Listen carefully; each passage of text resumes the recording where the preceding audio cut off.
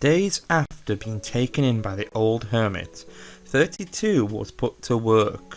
Working only seemed right, as 32 thought he must repay this old hermit for healing him from a disease that is normally fatal to those who are not extremely wealthy or connected to the right social circles.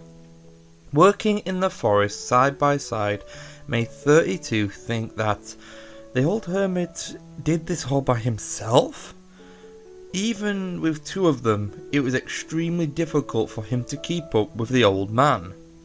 We started by collecting fallen logs from the basin of the forest, and then we moved them to the storage area back at camp. Moving the logs was extremely difficult as the hermit only selected the thickest logs for longer burning time on the fire. After collecting and extracting logs from the basin and collecting a few other items, we moved into the hidden grove we now call home, and get ready to sort the logs we acquired. Master, how are we going to process the wood, as I don't see any tools? 32 looked around the processing area and wondered how they would process such large logs with no tools. Tools, boy? No, we don't need the use of tools. The hermit scoffed in slight annoyance as they placed a log onto a primitive chopping stand. The hermit looked towards 32 and signaled him to move back. Taking heed from the hermit, he slowly moved backwards and watched as the hermit closed his eyes, and within moments of him closing his eyes, a strange wind began to spiral around the area and congregate around his hands. 32's eyes widen as the hermit does a crossing action with his arm, then pointed his hand down at the log. But when he relaxed his muscles, a blast of wind rushes towards me, and when I uncovered my eyes from my arm to protect them from the flying debris, I noticed that the log that was on the stand was split into 4 even pieces. 32 was completely shocked, as this is the first time that he saw magic in any form. Especially the old hermit stood there and began to collect the split logs like nothing had happened. What is wrong, boy? First time seeing basic magic spells? The hermit stood there and raised an eyebrow as 32 nodded quickly, and then snapped from his astonishment and began to collect the rest of the logs. Weeks passed as each medial task got easier and easier as 32's body became stronger and stronger. 32 found that some of the tasks he was doing were not just busy work, but work to strengthen his body. After a while of working all days and nights, the hermit approached him. Boy, I took you in as a student, and now I have finally seen improvement of your core. Now it is time to start your training. The hermit stands over 32 like a predator looming over his prey, as he then turned and walked outside. 32 got up quickly and went outside, but as the sunlight hit his face, a wooden stick was slammed into his stomach, and then he was physically thrown to the ground. The hermit stood above him, looking down, and shook his head and pulled him to his feet. But once he was stable, another barrage of strikes assaulted his body, one after another. Collapsing to the ground, the hermit looked down at him and shook his head once more and walked away slowly. Boy, you would have been killed like a lamb in a slaughterhouse. You must be aware at all times, as danger can come from any direction, any location, even if you think it's safe. The hermit turned around and spoke to 32 with a rough and gravel tone of disappointment, as he walked and placed a wooden sword against the chest of the student. Slowly, 32 got up and watched the hermit for any sort of action, but within moments of locking eyes with him, the hermit had vanished, and as 32 turned around, A fist was jammed into his stomach as the hermit had moved extremely fast and reappeared behind him, and with the impact caused 32 to gasp in pain, but their eyes met once more and the hermit grinned and opened his hand. Once the hermit's hand was open, a wave of wind slammed into 32's stomach, sending him crashing into the nearby log pile. Looking up, 32 began to cough up blood as the hermit slowly walked towards him. "Boy, you may be physically strong due to the conditions of your life, but your reactions are slow. Don't think what your opponent is going to do, but react what they are actually doing." The hermit beats 32 senseless for months, but each month the beating gets easier and easier to combat, until the day comes where 32 could defend himself without much damage. The hermit stands there and grins, giving the first smile 32 has ever seen on the old hermit's face from the day they met. The hermit appeared at the back of him, but this time 32 defends himself with a counter-strike and retaliates with a strike to the stomach. The hermit stumbles back and begins to channel a spell, and 32 stands there and pulls the wooden sword he always kept on his belt at all times, and prepared for the strike. The hermit vanishes in a blink of an eye, and after a while of looking around, 32 looks up and notices the hermit standing above him on nothing but air. The hermit then clicks his fingers and a tornado of wind begins to lift 32 from the ground and spinning him around. But once he was in line with the hermit, he was slammed into the ground with a simple flick of the wrist as the air pressure forced him into the dirt. "You have gotten stronger and stronger over the months we have trained, and I am proud, but there is still so much you need to learn." 32 slowly gets up and looks at his master and growls as he wipes the blood from his mouth. The hermit appears again and sat down at a table and began to pour 2 cups of tea. "Master, I cannot combat the magical skills you possess, as you can control the wind. It is just impossible." 32 looks down and looks defeated, as he was trying so hard to improve. "Boy, magic is just a new form of combat. You can deflect arrows with a shield, or a blast of wind, or even avoid it by rolling to the side. It doesn't matter how you remove the threat, it just matters that you removed it. But what would you say if I told you there was a way for you to learn the ways of mana manipulation?" The hermit slowly sips his tea and watches the reaction of his student, as 32's eyes lit up like a child in a hard candy store. "Master, I can learn magic like yours?" 32 begins to speak with excitement in his voice as the hermit just slowly nods. It has been nearly 2 years since they began the brutal training, and in the hermit's eyes, 32 has grown heaps and bounds from the scared frail teenager into a strong young man. The hermit stood there and tapped the wooden sword on the shoulder of his student, and the student knew that means "follow me" in a silent way of speaking through actions. A few hours later of walking down a badly trodden path, we arrive at a well-hidden cave. Entering the cave, the hermit stopped only a few steps in, and 32 turned around and looked at him. "This cave is special, boy. I cannot go no further. You will soon understand why, but if you wish to learn the ways, you must go alone." The hermit stood there, and 32 slowly descends into the dark, damp cavern. The steps of the cavern become more and more defined. Stepping down from the staircase, 32 entered a large open circular cavern and found nothing.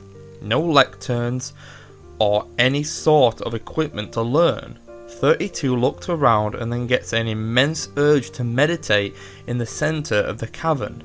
32 eventually gives into the urge and sits down in the center of the circular point. Closing his eyes, he steadied his breath, and after a short period, he began to hear a frantic amount of whispering running around him, as if children were circling him, talking at uncontrollable speeds. Trying to clear his mind, 32 began to feel a sensation of massive amounts of hands touching his body, trying to break his concentration and open his eyes. After a while, the sensation vanished, and all he could hear was his own heartbeat. Within moments of hearing his heartbeat in his chest, a voice called out to 32. You wish to learn? You wish to expand your mind? For what reason? A ghostly voice rings out as 32 begins to think deeply. Your answers scream from your heart. Open your eyes and embrace your own desires. The voice rings out once more before 32 could even answer the question that was asked to him, but the ghostly voice told him that she already knew.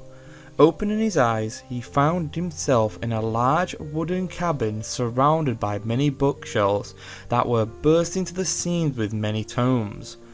Looking around the cabin, 32 saw that the windows around the cabin were covered in a light-coloured linen, and before he could move the cloth to look outside, he was drawn to a shelf nearby that was covered in a thick layer of dust. While his hand trailed along the multiple tomes, the attraction became stronger and stronger until his hand stopped on a tome that seemed to sing to him and resonate out the desire that he needed. With that attraction, he pulled the tome from the shelf. Taking the tome to a nearby table, he began to read it, and if his life depended on it, he read constantly. Each page was filled with multiple spells and enchantments that would tear the mind apart of anyone, but 32 seemed to be absorbing it with ease like a sponge. After what seemed like months in the cabin, 32 never seemed to tire or hunger. After a while of the time studying, he could manipulate his mana and create a ball of energy. This ball of energy could be manipulated into many different shapes, but it took a massive amount of energy and concentration to form the ball into a simple square. This task seemed simple, but it took many months and many failures to do. After the square, he formed it back into the ball once more. These transformations got easier and easier, and after a while he could do it without much strain on his mana reserves at all. Once this stage was complete, he began to experiment to find out what type of magic he held on to, as not everybody can use physical, enchantment magic, or even conjuration, and only certain people can use multiple spells and enchantments. The experiments were simple enough to find out what type of magic you held on to. 32 could use many different forms. For example, wind, you placed a leaf into your hand and forced mana into it. If the leaf splits in two, you can use wind magic, but if the leaf wilted and died, it means you could not. However, for fire, you had to hold out your hand and imagine that the flame became strong enough to be visible in your palm, and if you could use it, the flame would appear in your hand, and the flame strength was controlled by the control on your mana, which was dangerous, as if you didn't have much control, you could kill yourself with the flame. But this intrigued him because most magic users struggle to use more than one element, as each experiment seemed to activate for him. But once he returned to the tome, he found out there was a section in the back of the book showing that there was advanced spells that needed multiple elemental spells to activate, and this was for adept and advanced users.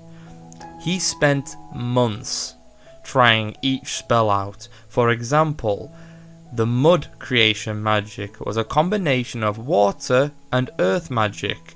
32 found this compelling and fashioned a bag from the fabric he found from the cabin and placed a tome inside to protect it, as he found an urge to never have it from his side. Looking around the cabin, he found multiple tomes that had people's names carved into the spine of the tome. However, trying to move these tomes or even open them were impossible, as they seemed to be sealed and stuck in the bookcase. After another month inside the cabin, he realized that he was never even attempted to leave. Thebes found this strange, as the door was right next to the tome that he pulled. Slowly he went to the window and pulled back the linen that covered the large window and looked out and could easily see a barren and lifeless world spreading out in front of him. This barren land showed no grass or greenery, just a flat, desolate land with no life or any sort of activity. After a while of staring into the void, he sat down on a padded chair and became tired for the first time in a long time, and laid his head back. Closing his eyes, he instantly fell into what seemed to be a deep meditative state. He could hear soft singing reverberating around him. He didn't know who was singing it, but the song reminded him of a warm feeling he once had as a child. All the memories of his childhood were, let's just call it, problematic, as growing up in the orphanage was not to be favoured. The experience of the hermit played within his mind, seeing that the hermit didn't really want to hurt him, but to make him stronger. Within a few moments, 32 opened his eyes and realized that he was still in the cavern, surrounded by nobody. Nobody singing, nobody talking or trying to touch him. He was completely alone. After a while, he stood up and began to ascend the staircase once more. However, this staircase seems massive, more than was before. He realized that something was not quite right, and when he looked up, the staircase stretched into the void. He realized that he has not yet fully woken, and decided to try and shock himself awake. But as he did, he began to hear the soft singing once again. Looking around, he noticed that the singing was coming from the cavern centre where he once was. Turning around, he looked down and noticed a single slender shape dancing and singing. He couldn't understand what was being sung, but the sense of the song felt perfect, felt angelic, like an angel has fallen from the sky and was singing for his amusement. But as he tried to approach, the sensation vanished and he fell, constantly falling into the void. Nothing around him, no sense, no sight, no sound. He felt like he was lost. But then he remembered he had someone to fall back to. He had the hermit waiting for him, and he began to concentrate on what he said to him. Every problem is a problem until you remove it. 32 slowly closed his eyes and began to meditate. He realized that this was just another test from the tome, just like the ball of energy was, to learn to control. Each magic has a good and a bad effect. Controlling each is the means to control magic itself. Within moments of him getting to grips with his emotion and his physical body, he opened his eyes and found himself back in the cavern where he meditated in the first place. Slowly coming back to his senses, he stood up and began to look around, and saw that the staircase was back to its original length. He started to go up. He started to ascend. And in a matter of moments, he came face to face with the hermit.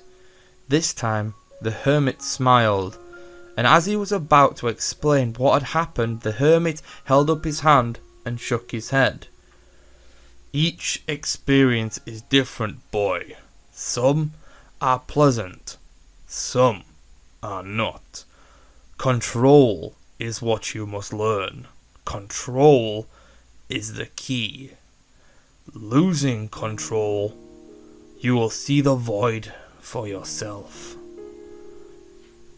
Hi guys, this is Kindarous, and I hope you like the new mic setup. I like it because I don't have to be too close to my desk anymore. It's actually on a swing arm, so I hope it worked, I hope it was nice, and I hope my sound was a lot better than my last video, which had a lot of audio glitches. This is another rendition / part of my Majjin's return. So I hope you enjoy, and the next one will either be another Hunter series or a new creepypasta at all. So please subscribe, like, comment in the section below. Give me what your magical preference would be. Would you want mud magic, water magic, fire magic, lightning magic? Let me know. For me, I like the darkness of like horror films. So I'd like the darkness magic, shadow magic, which maybe will be shown in this series. But like I said, guys, thank you for watching. Please subscribe. Please, it helps me so much. It shows me that you actually want to listen to my stuff. So yeah, this is Kindarous, signing off. In a bit, guys.